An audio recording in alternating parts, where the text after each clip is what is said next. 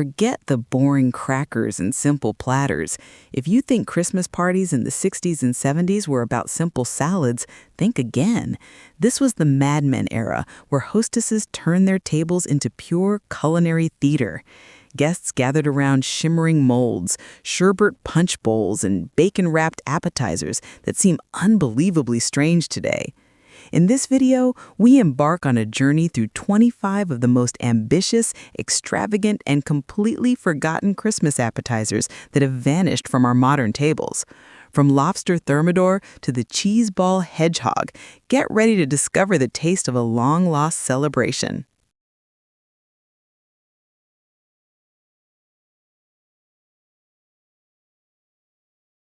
Rumaki. This was the bacon-wrapped wonder that defined sophisticated 1960s entertaining. Rumaki wasn't just an appetizer, it was a status symbol.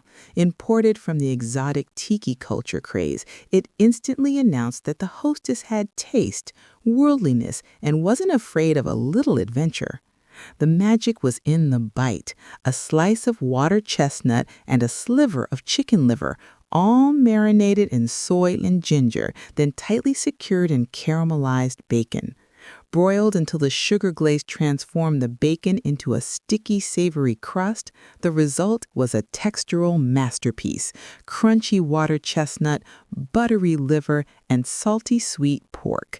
Forget today's simple bacon-wrapped dates. Serving rumaki meant you had returned from a trip to Hawaii and brought the jet set back to your Christmas table. Shrimp cocktail, the quintessential appetizer of aspiration in post-war America.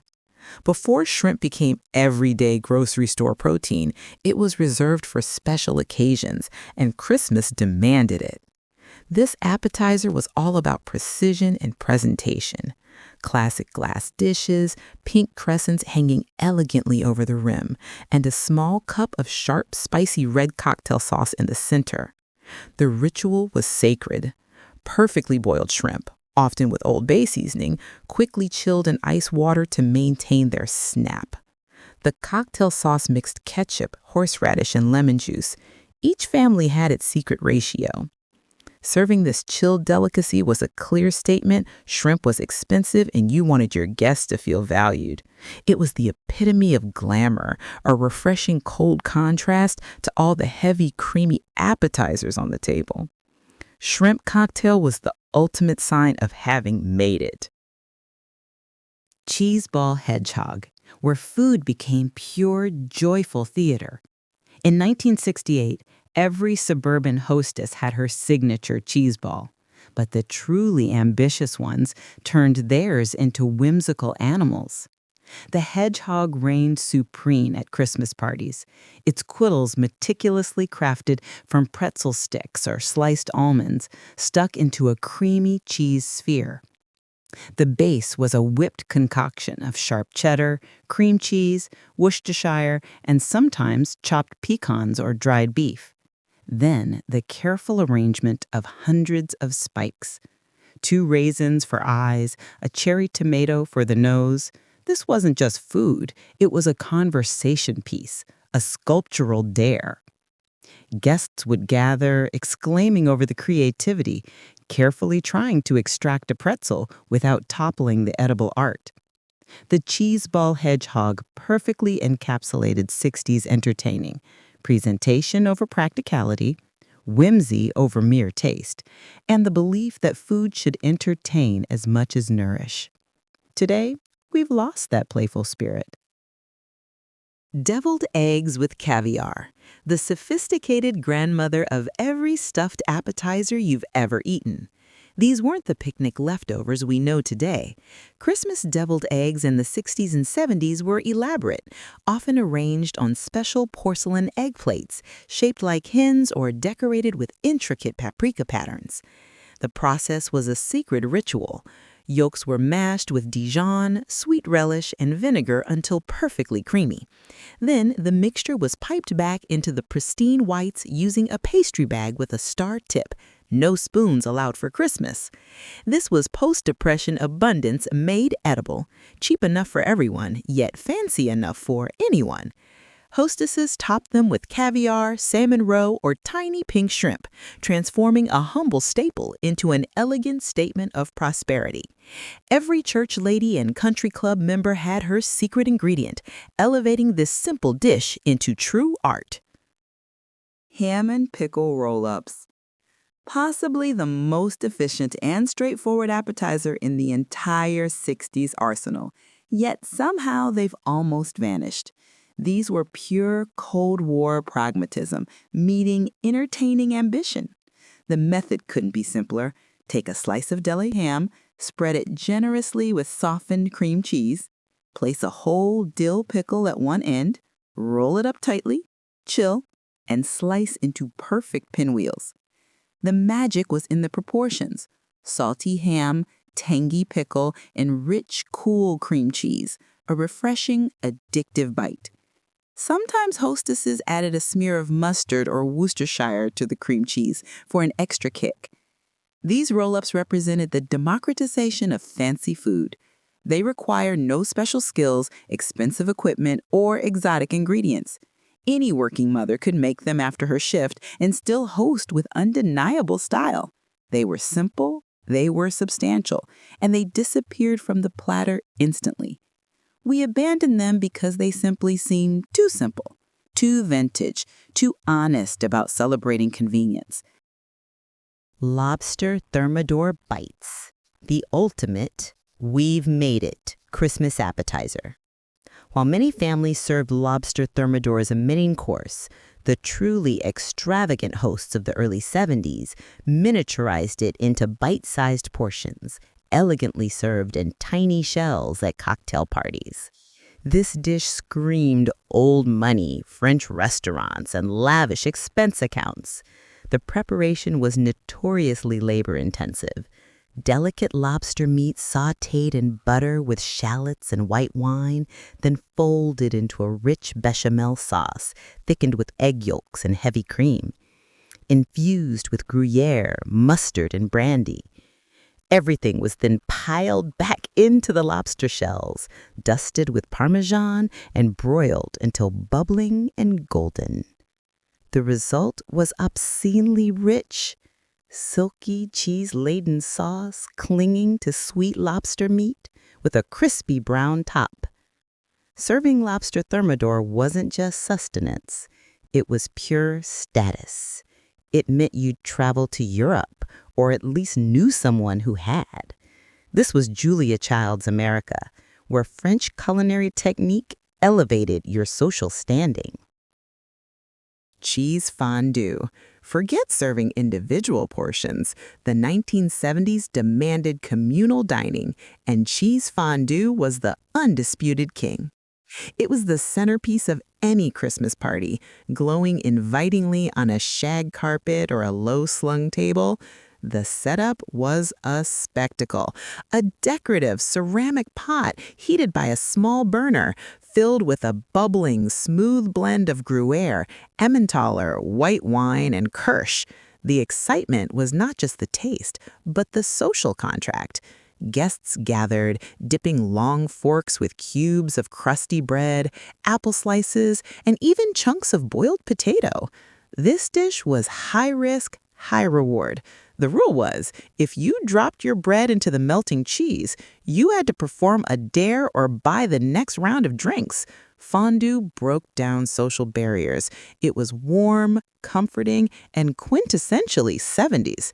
It was the edible proof that togetherness and interactive food was the ultimate expression of holiday cheer. Bacon-wrapped prunes. Here, we encounter the true culinary contradiction of the era. On paper, this sounds bizarre, dried fruit and savory pork, but for sophisticated 60s palates, this simple bite, often dubbed Devils on Horseback, a more risque name reserved for special gatherings, was pure genius. The preparation was elegant. Plump, moist prunes were sometimes stuffed with a mixture of almond paste or a sliver of pungent blue cheese before being wrapped in a thin half slice of bacon.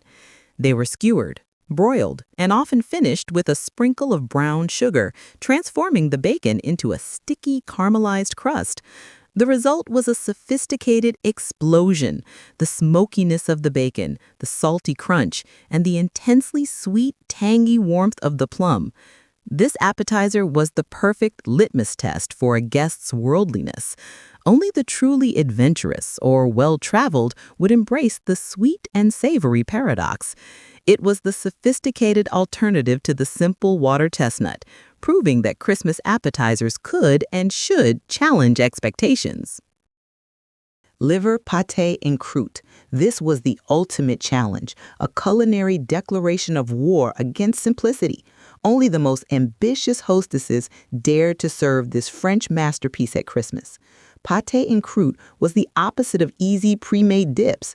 It demanded genuine skill and dedication. The core was a rich, smooth liver pâté, often studded with pistachios or truffles, but the true artistry lay in the pastry. A thick, perfectly engineered crust, the croûte, had to be sturdy enough to contain the pâté, yet tender enough to cut beautifully.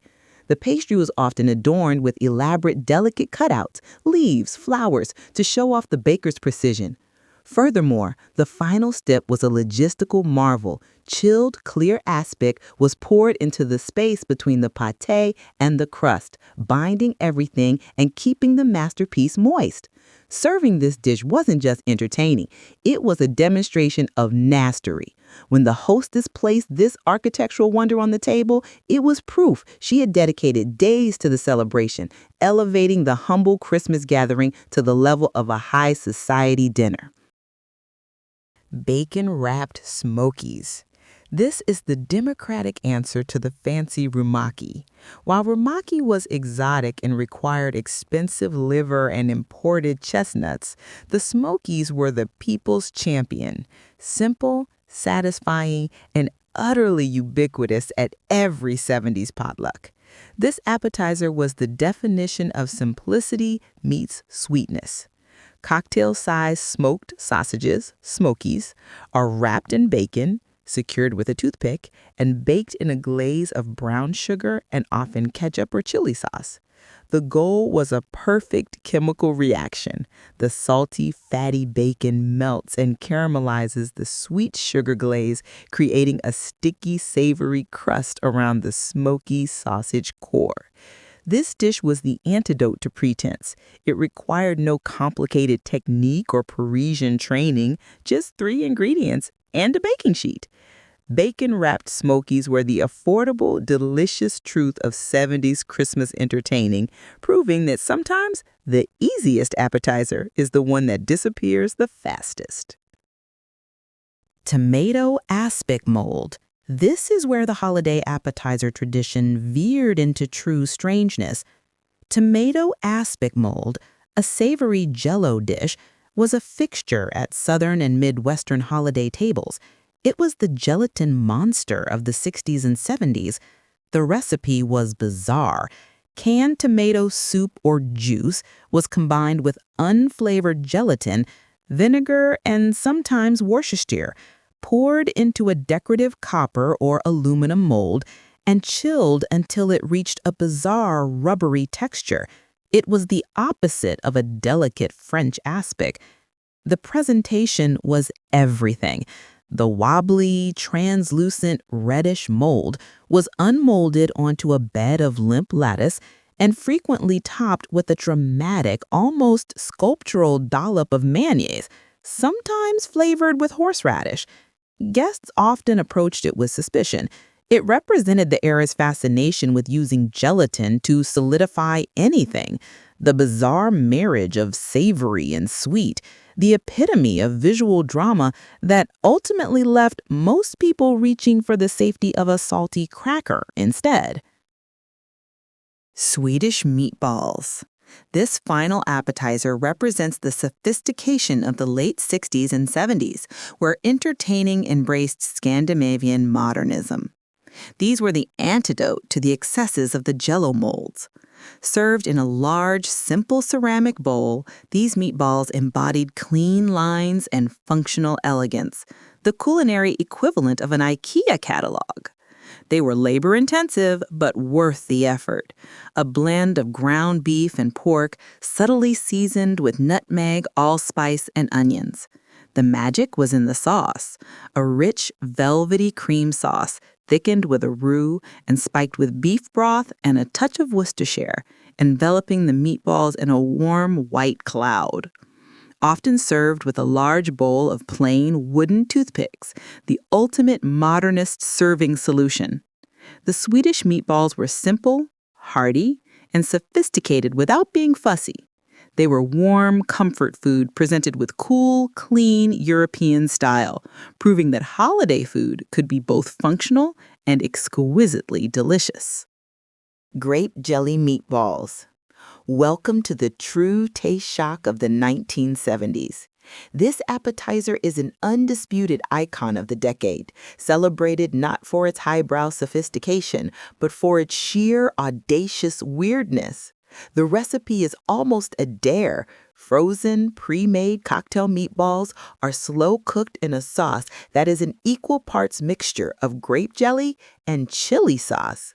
It sounds impossible, but the result is a sticky, sweet and sour, mildly spicy, tangy glaze that somehow works, a perfect reflection of the era's anything goes spirit. The process was the epitome of functional entertaining. Everything was simply dumped into a crock pot, making it the essential set-it-and-forget-it party dish. Served piping hot directly from the slow cooker, these dark, glossy meatballs were passed around on toothpicks, leaving a trail of sticky, unbelievable flavor. It was the quintessential cocktail hour experience, a cheap, easy, mind-bending flavor trip that defined casual holiday gatherings. Chicken liver mousse. Unlike the sugary chaos of the jelly meatballs, the liver mousse was pure, uncompromising adulthood. This appetizer was served as a sign of a sophisticated, well-traveled palate. It's a dish that demands respect. The flavor is intense, rich, and deeply savory. The preparation was all about achieving that perfect, luxurious, velvety texture. Chicken livers were sautéed, often with shallots and herbs, before being dramatically pureed with a generous amount of butter, heavy cream, and crucially, a shot of cognac or high-quality brandy.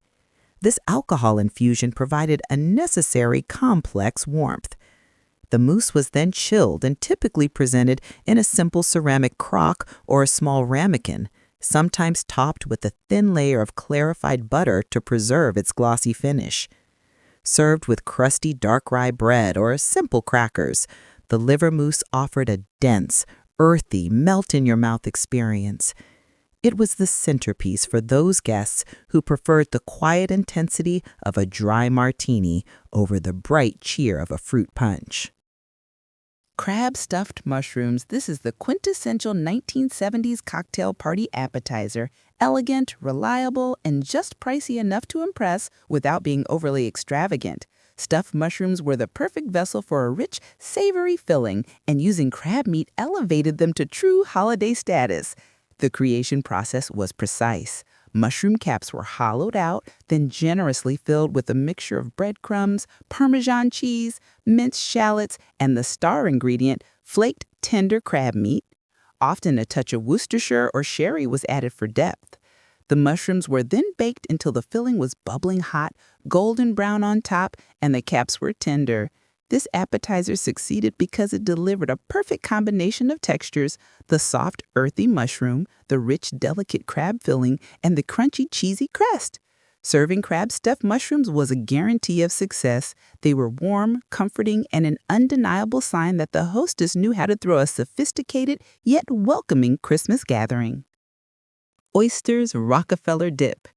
This appetizer is the ultimate expression of 1970s affordable luxury and flavor engineering. Oysters Rockefeller was historically an expensive, difficult dish. The dip version, however, took all the rich, intense flavors, spinach, butter, anise or pineau, and a hint of seafood, and put them into a simple, communal, bake-and-serve format.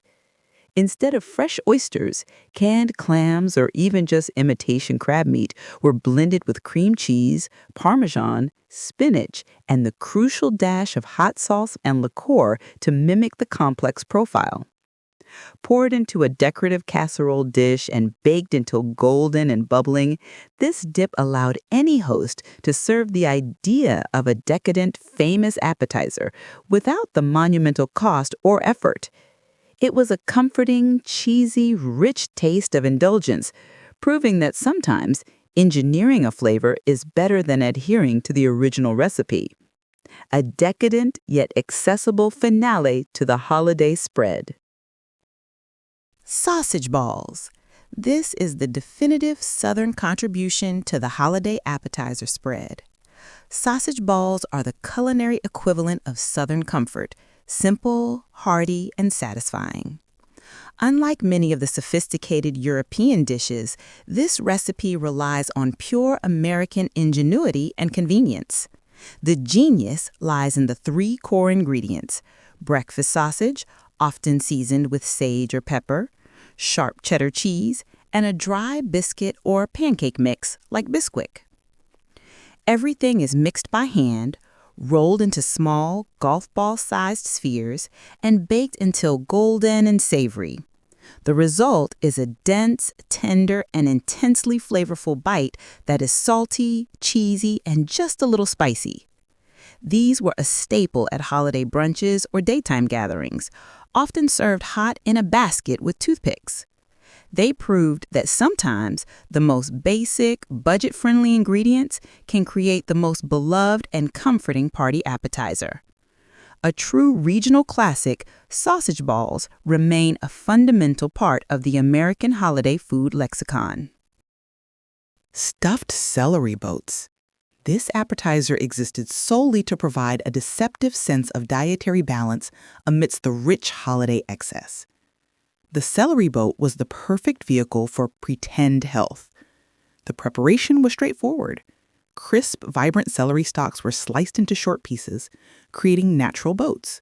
The filling, however, was where the calorie count climbed. It was often a decadent, thick spread made from cream cheese, sometimes enriched with pimento, nuts, walnuts or pecans, or even deviled ham, liberally seasoned with salt and pepper.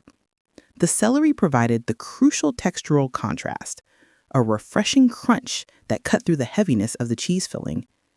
Visually, these bright green boats, often dotted with paprika or served with the feathery celery leaves still attached, offered a necessary splash of color and freshness to tables dominated by brown gravies and dense dips. It was the simple, perfect compromise. Guests could feel virtuous eating their vegetables while simultaneously indulging in creamy, decadent cheese. Relish tray. This was the unsung hero of the holiday appetizer table, a silent but essential counterpoint to the rich, heavy fare. The relish tray provided a much-needed burst of acidity, salt, and crunch, acting as a palate cleanser and a refreshing break from creamy dips and dense meats. It was a visual riot of greens, reds, and yellows, often presented in a segmented glass or ceramic dish, a centerpiece of vibrant contrast. The tray typically featured a medley of briny olives, green and black, crisp gherkins, sweet bread and butter pickles, tangy pickled onions, and sometimes crunchy raw celery and carrot sticks. Occasionally, a small dish of tangy cocktail sauce for shrimp or a spiced beet relish would make an appearance. While not glamorous, the relish tray was indispensable. It ensured that guests didn't succumb to flavor fatigue, offering a refreshing palate reset with every crisp bite. It was the functional beauty of the holiday table, proving that even the simplest vegetables and briny delights played a crucial role in the grand feast. Ritz crackers with cheese spread. This appetizer is the foundation upon which all casual holiday entertaining was built. It represents the universal elegance that required zero effort but offered maximum satisfaction. The star was the Ritz cracker.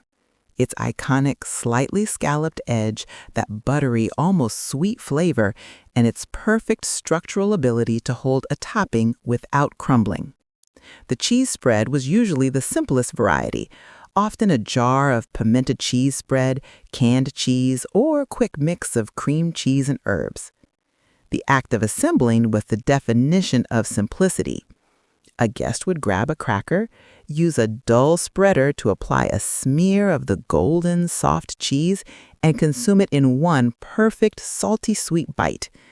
While the other appetizers required molds, baking, or intense slicing, the Ritz and cheese pairing was the anchor, always present, always reliable, and universally adored by guests of all ages. It was the essential blank canvas of the holiday spread, proving that true party success sometimes lies in the most basic, comforting, and readily available ingredients. Pigs in a blanket.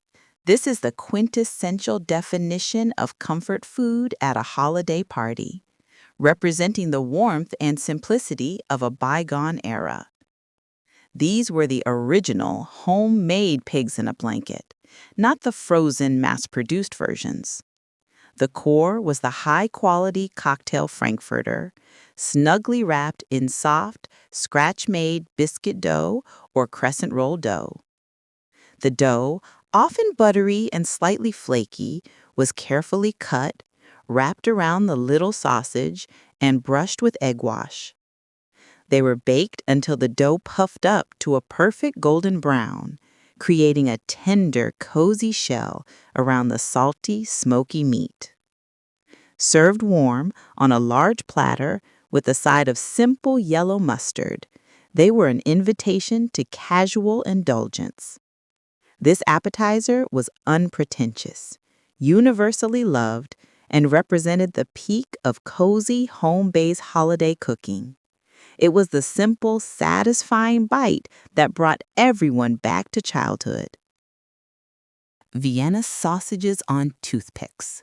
This appetizer is a genuine relic, a nostalgic farewell from the industrial pantry, the definition of archaic convenience food.